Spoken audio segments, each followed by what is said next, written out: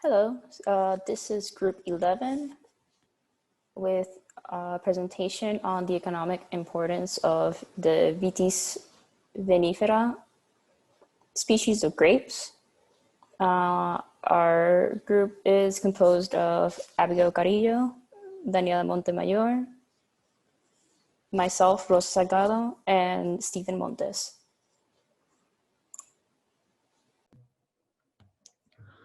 When talking about wine exports, France and Italy remain at the top of the list of the world's largest wine exporting countries since 2018.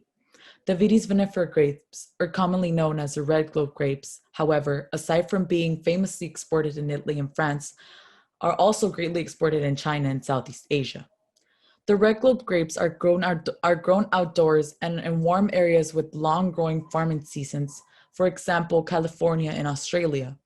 So it is not uncommon for these juicy seedless table grapes to be seen on a daily basis in the markets all around the US. However, there has been a high demand for this high quality in China and Japan. With this being said, the majority of production of these grapes that are made into wine and are exported from the US to Asia. In 2018, the crop size of red globe grapes used to create this wine was of around 44,000 to 54,000 tons, and 35% of this was exported through Vanguard Internationals, facilitating sales mainly through Indonesia, Bangladesh, Thailand, Malaysia, Singapore, the Philippines, and even India. Alice Su, one of the marketing managers of the CM and Rainbow Fruits, even mentioned, red globe grapes are one of our most important export products. Their annual export volume reached 1,000 tons in 2014 at an average price of $2 per kilogram. However, when talking about the Vitis vinifera wine exports, Asia and China have nothing on France and Italy. In 2018, with France being significantly ahead of Italy, came up with $11 billion in wine export values, while Italy bringing 7.3 billion. Still a huge amount nonetheless. However, that same year that the United States came up with only $1.4 billion of their wine export value. Then again, when you compare each of the countries' wine production, the difference among them is very much visible. The International Organization of Vine and Wine, or the OIV, is an intergovernmental body that tracks wine and grape production worldwide. They calculated that in 2018, Italy produced 54,800 hectoliters of wine, while France producing 49,200, and the United States producing 24,800. The OIV calculated that these countries' exports by volume and value as well. In 2018, Italy exported 19,600 in thousands of hectoliters by volume and 6,200 in millions of euros by value.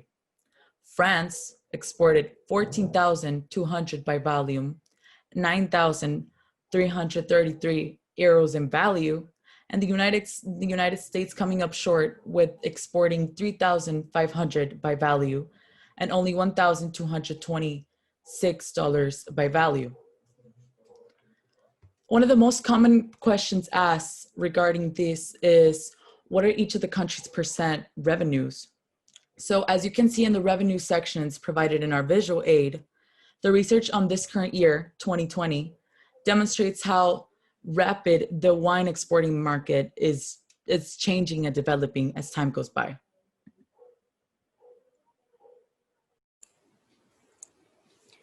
Grapes are one of the most highly exported fruits in the world. They are the second most exported fruit next to bananas. Bananas totaling at about $14.7 billion in revenue in 2019, while grapes totaled at around $8.4 billion US dollars. That being said, while bananas exports are concentrated in Central America and in the Caribbean, grape exports can be found all over the world, as mentioned before, such as China, Italy, and the United States.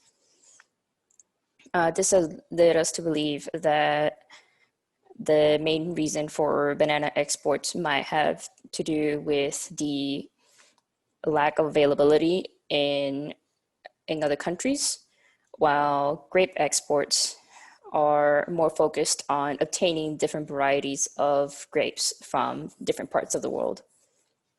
After grapes, the next most exported fruit in the world are apples, which totaled about 7 billion in 2019 and are about 1.4 billion US dollars less than grapes. Apples are also cultivated in different parts of the world, just like grapes, but their export has been depreciating by about 1.4% in the past 5 years. Grapes, on the other hand, their exports have been increasing for about 11.3% in the past 5 years. The Vitis vinifera specifically is the main species of grapes that's grown and exported in Europe. It also accounts for the majority of the world's Vitis varieties. Some other varieties include the Vitis berlandieri, the Vitis riparia, and the Vitis rupestris, which are the United States' main types of grape exports. As stated before, the Vitis vinifera is mainly exported for wine and the creation of wine, with the Pinot Noir being one of the most popular for making red wine. Hi, my name is Abigail, and that being said, I'm going to go ahead and talk about agricultural, economic, revenue, and cost about Vitis vinifera, which is also known as wine grapes. So that being said, according to the Agricultural Marketing Research Center, it states that on average, every year, there's 4,665,250 tons of grapes that are used to just make wine, which that number is just astonishing. And that being said, I really want to talk about what the costs are of like actually starting a vineyard, because a lot of people don't know and don't have the information, which is actually pretty surprising. So that being said, a single acre could cost about $7,000 plus, because there's installation, there's labor, and there's materials that have to be put into establishing that vineyard. And that number could just fluctuate depending on how high or how low, or if the land is on a slope, which is usually easier to maintain, or if the land is on a flat land, which is harder to maintain. And I want to talk specifically on red wine grapes in Sonoma County. And those red wine grapes could produce up to $2,200 for 1 ton of grapes. And on average, every acre has about 5 tons of grapes, meaning that number will go up to $11,000, which is a lot. And also, according to Sonoma Valley and Vineyards, it states that take away our average of $5,000 in costs, $100.50 per acre for harvest, and you get $5,850 per acre in net income. And I want to say that typically a starting vineyard, the minimum acres is 5, but many could go up to 40 to 50 acres. So that number just rockets. I also want to talk about this picture that I have here on the side. It really breaks down how much money is actually put into a single bottle of wine. So here it states that 219.9 billion, and you could see that it breaks it down from like the wine producers, the vineyards, the jobs, the visits. It just, the number is actually astonishing. And I also want to talk about how here there's currently an active producing wines are 11,000 vineyards. And those vineyards produce about 570 million gallons of bottled wine, meaning that the revenue coming in from wine in general is $5,850 plus net income per acre, depending on quality of wine grapes and agriculture establishments. And if one goes back and sees here in the picture, it says that there's about 677,581 vineyards. So that number is just astonishing, and it's crazy how much money it actually costs. And that being said, thank you. It's another factor that one has to consider when taking into account the economic importance of wine as the region in which the wine is grown. right? So in Europe, wines are not named after the grape that is used to make the wine. It's named after the the specific region rather that it's grown in, right? It's going to be sold as a Burgundy, not as a Chardonnay in Europe.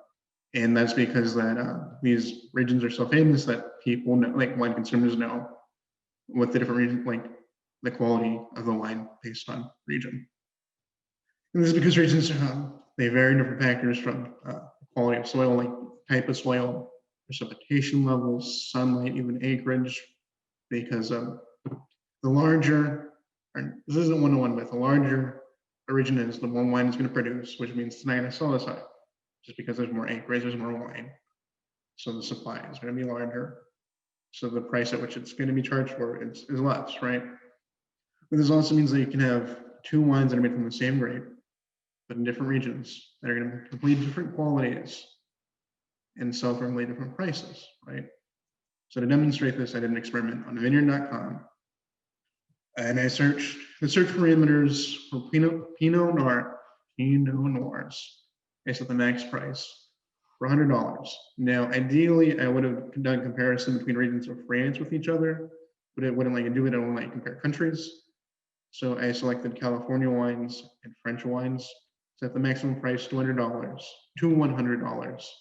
because I wanted to filter out like crazy high French wine because some are selling as high as $3,000, right? So within that $100 range, and obviously you have to consider that French wines are imports, so they're gonna be more expensive regardless, but setting a ceiling like helps mitigate that. So set the ceiling to $100. And then, so when you looked at it, you found that there's a disparity of about $30, right? So while they did have dirt cheap Californian wine, that stuff like $12. Most of them were selling like $30 to $45. That was the bulk of it. Whereas the French wine was selling $65 to like $75. So like a $30 difference. And now, not all that's going to just be because it's an import, it's going to be because of the different regions, right? So you have the economic impact based on regions twofold, right? So we're going to have a very large region, you're going to produce a ton of wine, it's going to be a lot of cheap wine. Whereas others are going to like produce a lot less wine, but it's going to sell for a higher price. So it's going to like offset based off of the different factors.